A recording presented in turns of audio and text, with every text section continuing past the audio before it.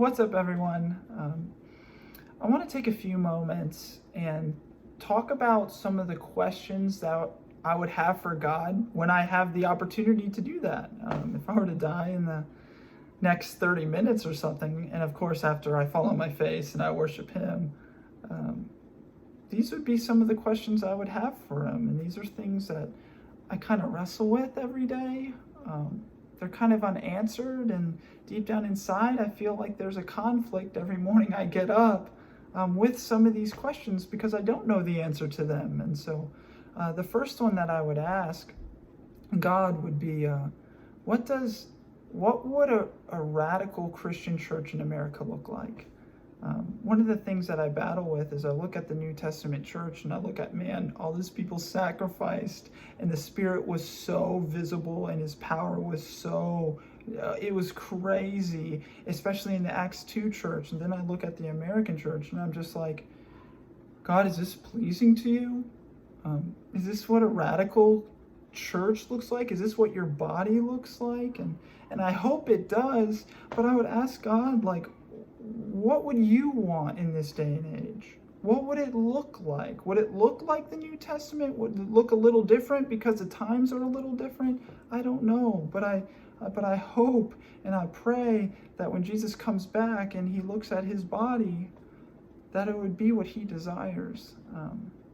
Then the second question, kind of along the same lines, is what does radical faith in Jesus look like in America? This is one I battle with every day. I'm just looking at everything I have. Like, I live in America and I'm so blessed and I have so many resources and I have so much more than most people in the world have.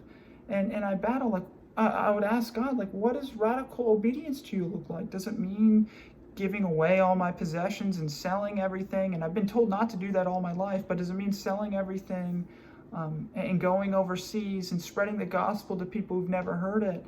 And I've been told all my life that that's not the case, but in Scripture I look at it and I'm like, I don't know. And so that's something I would love confirmation from God about. And then the last one I've been kind of thinking about recently a lot is I would ask God, why would you allow some people to grow up in families hearing about Jesus and others that don't have that opportunity? I read a statistic a few days ago that 4.5 billion people are unreached and have never heard about Jesus. And I'm like, I'm like one of the people who have heard about Jesus. I grew up in a Christian home with a Christian family. Like, of course I was going to know Jesus and love Jesus. Then there's people who've never heard of Him before. And I would love to ask God, like, I know your creation, like your creation is evident and you are evident, but why did you bless me in doing that, and why didn't you do that for other people? And so these are some of the questions that I would have for God, some of the things I struggle and wrestle with. Thank you guys for watching.